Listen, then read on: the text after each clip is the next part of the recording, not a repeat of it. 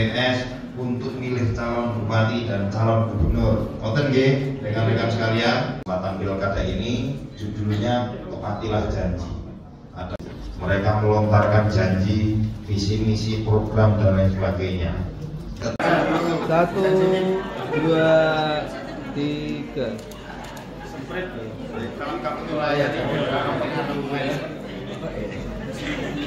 1, 2, 3. 1, 2.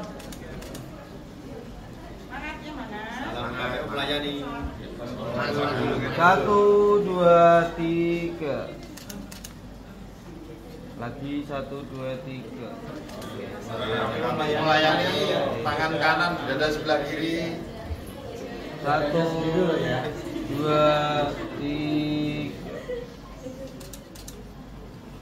Jadi tadi sudah disampaikan oleh Pak Ketua KPU bahwa sebelum nonton bersama kita di sini akan diskusi bisa menyampaikan hal-hal yang terkait tentang pelaksanaan pemilu, khususnya yang kebetulan tadi memperingati hari Sabtu untuk menyampaikan materi pada pagi hari ini. Mohon Pak. Edi Susanto yang kami hormati, serta tak lupa Pak Sek, Pak Dafaf Ali, dan yang kami hormati. Nyoblos itu asik. Nah ternyata antusiasmenya tinggi. Jadi mereka para kawan muda ini diminta untuk membuat video pendek di medsos, kemudian diupload, tapi tidak boleh memperlihatkan pilihannya ya. Ini hanya aktivitas atau semangat. Itu menjadi menjadi pijakan bahwa punya semangat untuk menjadi yang lebih baik, menjadi tadi seperti yang disampaikan oleh Pak Rojak, menjadi generasi yang penuh inovasi, kreatif, kemudian berjiwa futuristik, jadi memikirkan jauh ke depan. Putra, Kecamatan Mijen, Kelurahan Genep, di TPS 6. Demak. Iya. Ini kok mesin komando segini ya? Ini bisa di Google Map nggak? Dari teknik industri semester 3. Di sini saya ingin menanyakan. Sebentar ya, ini Pak Rektor mau izin dulu.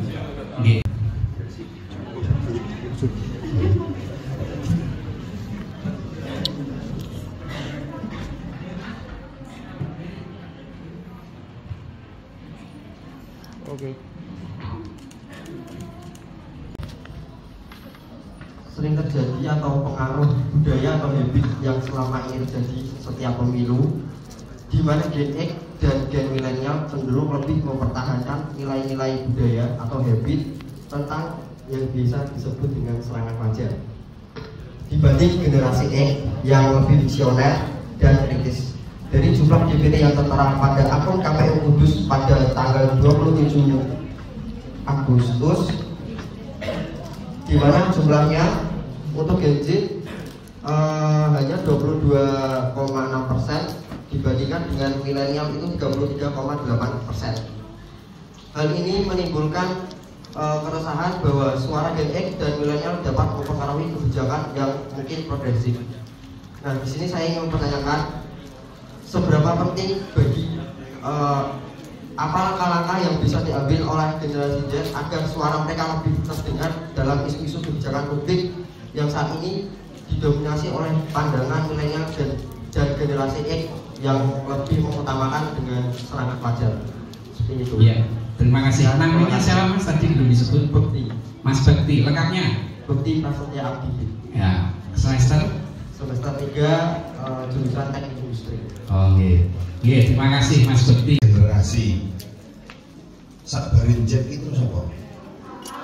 Oh, Alpha. Berarti MTS ini Alpha berarti. Artinya kita mengajak dan proses penyadaran mulai dari generasi adik-adik kita di MTS, di MA, di SMA, agar proses politik kita ke depan itu tidak seperti sekarang. Kalau tadi ada istilah money politik dan lain sebagainya, tadi sudah disinggung Pak Rojak. Pak Rojak menyinggung soal golput. Nah, itu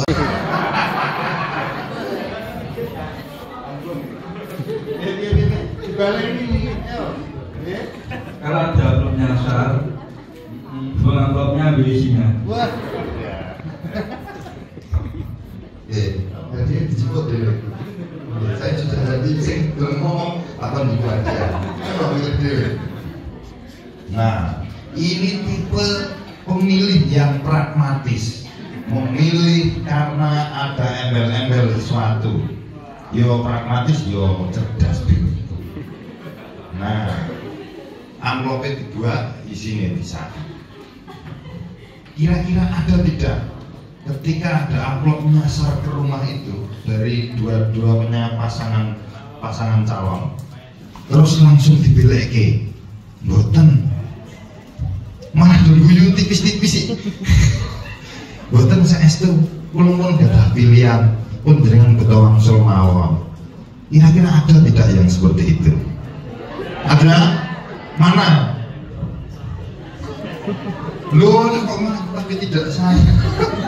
Ada yang bilang ada mana? Tunjuk jari, tak kon jiwa hadiah. Ayo. Jari kabeh. Mana? Yang berani bersikap seperti itu mana? Loh, kok sebenarnya kira? Ya Allah. Jadi kita. Nah, sekarang tak kembalikan ke panjenengan. Panjenengan semua termasuk generasi Gen Z masih berpuluh-puluh kali pemilihan, mulai dari pemilu pilkada sampai pilkades, nanti jenengan sebagai pemilih sampai jenengan tuwek-tuwek bisa nanti menangi berbagai macam pemilihan.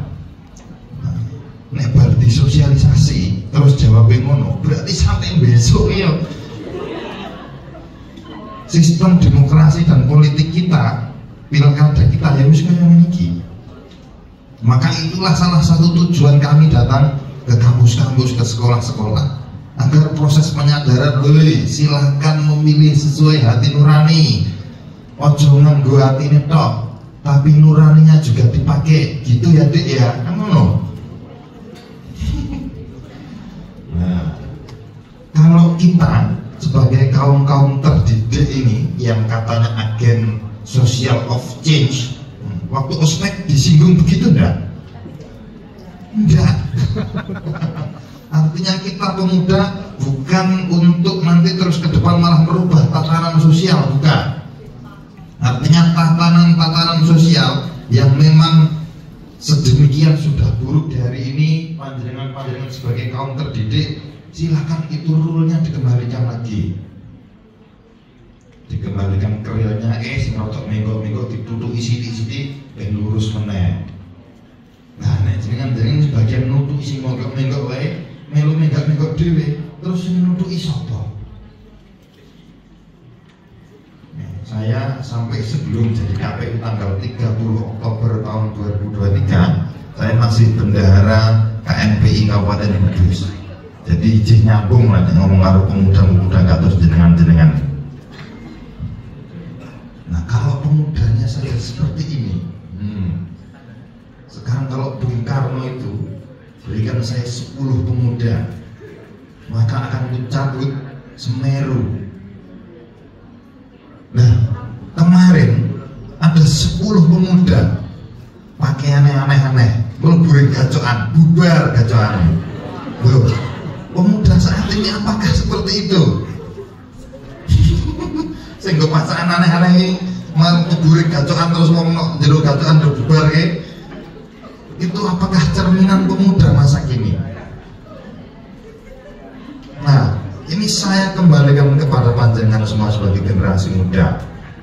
Ketika proses politik kita memilih calon-calon pemimpin, izin amplop berseliweran, masih ada sembako berseliweran, memilihnya gara-gara untuk sembako, untuk beras. Nah, silakan sebagai kaum-kaum terdidik kita mulai proses penyadaran diri, apakah akan seperti itu terus sampai pemilu di tahun-tahun yang akan datang. Saya kembalikan kepada panjenengan. Kami hanya bisa mengajak dan berdoa.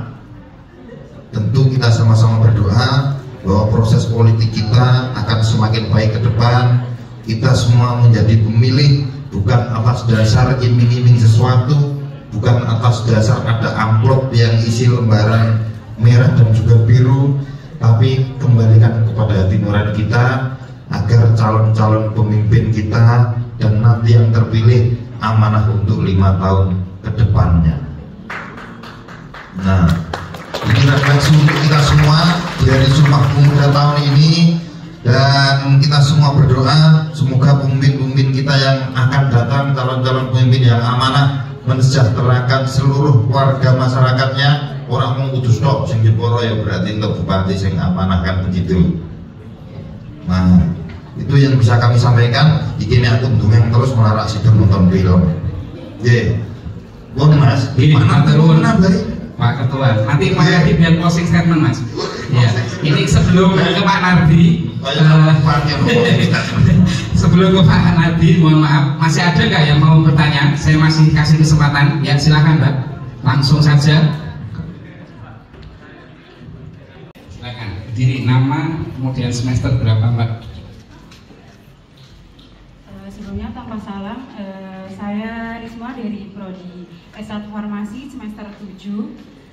Menyambung dari sambutan Pak Ketua KPU mengenai debat calon bupati. Nah, mungkin kebanyakan dari kami waktu pertama kali debat itu kami ketinggalan informasi Bapak.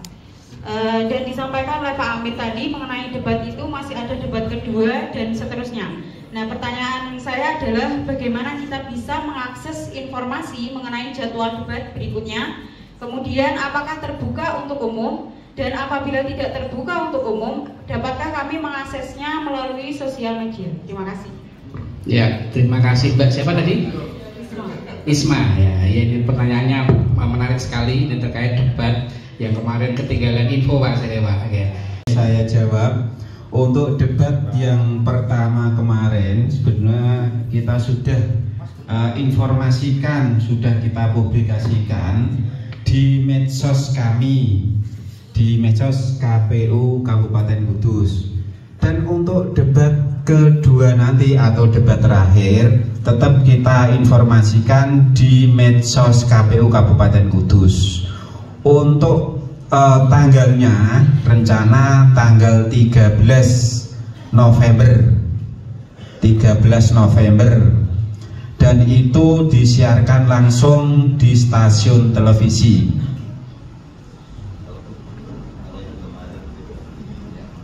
Kalau yang kemarin di TVRI, untuk yang tanggal 11 nanti di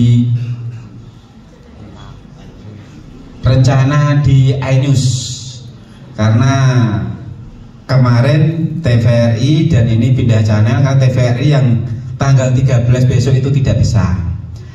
Dan tetap kami siarkan di YouTube KPU Kabupaten Kudus. Untuk jamnya rencana jam 2 siang kalau tidak ada perubahan. Terus juga disiarkan di TV iNews, bisa dilihat di TV ataupun mungkin streaming di YouTube-nya KPU Kabupaten Kudus. Tuh. Mungkin bisa ditambahkan Pak untuk tema yang akan datang. Ini debatnya nanti lebih spesifik ke apa gitu, biar nanti mahasiswa juga tahu ini materi-materi. Jadi perlu diketahui ya bahwa untuk sesi debat ini itu tidak hanya ditampilkan bagaimana antara paslon itu bertanya satu dengan yang lain gitu. Tapi di situ ada tema besar yang disiapkan oleh KPU selaku penyelenggara. Seperti debat kemarin, termasuk Pak Rektor, Pak Edi tadi disampaikan juga menjadi salah satu perumus tentang tema yang dilaksanakan pada debat pertama kemarin gitu.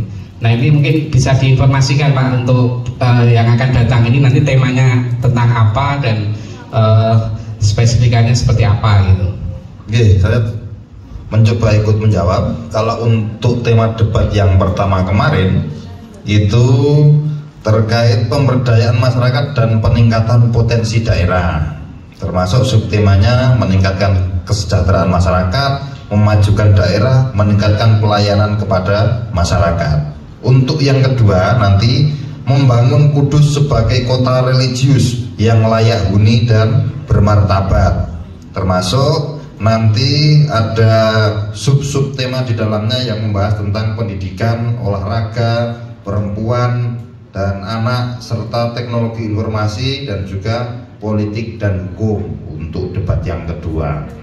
Jadi kalau untuk pas debat itu kemarin pas di pelaksanaan bukan hanya TVRI, bukan hanya channel YouTube-nya KPU Kudus saja yang menyiarkan, ada beberapa media partner kami, Muria News juga menyiarkan di streamingnya, Beta News juga menyiarkan, Jurnal Pantura juga live di Facebooknya.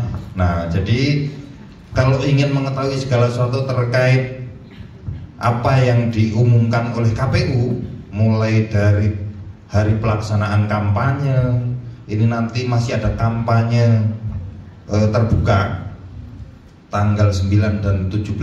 Silakan pengumumannya bisa dilihat di KPU, di websitenya KPU, di Instagram, di Facebook, di X dan lain sebagainya. Kami juga sudah sampaikan visi misi program pasangan calon juga sudah kami sampaikan di sana, termasuk jumlah pemilih dan sebagainya sudah kami sampaikan semua. Silakan dicek, silakan di follow IG-nya KPU, silakan di like dan lain sebagainya. Dan saran, kritik, masukan senantiasa kami terima sebagai bahan perbaikan di internal kami ke depan. Itu sampun. Nopo pertanyaan lagi? Oke. Tadi Pak yang dia bisa ikut di situ. Iya. Nah begini, kalau ingin menyaksikan debat yang pertama, nah, rekamannya masih. Nah, kenapa kok saya bilang begitu? Karena yang bisa masuk ke dalam itu hanya khusus tamu undangan loh. Jenengan ndelok itu rekaman debating, mesti omongannya deng celuet, malah meh mlebu wedi, Pak. Karena situasi di dalam panas. Nah, ada debat-debat di kabupaten kota yang lain, jenengan bisa saksikan. Di Kabupaten Batang sampai di tengah acara dibubarkan acaranya karena tidak kondusif di dalam. Alhamdulillah tadi malam di Jepara lancar, di Demak kemarin debatnya lancar, kemarin di Bojonegoro geger sampai dihentikan debatnya. Nah, itu tidak semua orang bisa masuk ke dalam ruangan lokasi debat, tapi agar bagaimana seluruh lapisan masyarakat bisa menyaksikan, kami sudah siarkan live-nya di beberapa channel dan juga media partner KPU Kabupaten Kudus. Silahkan ditunggu saja tanggal 13 November. Ngoten nggih? Nggih, sampun Mas. Ya, cukup ya Pak ya, jelas ya.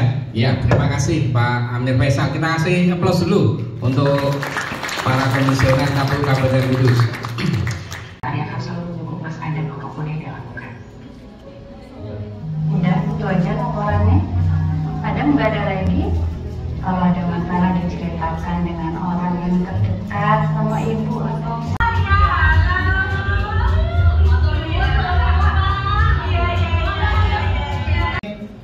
sudah pernah menjadi pemimpin teladan. Mau diangkat jadi bupati malah menurun. Padahal zaman kan sudah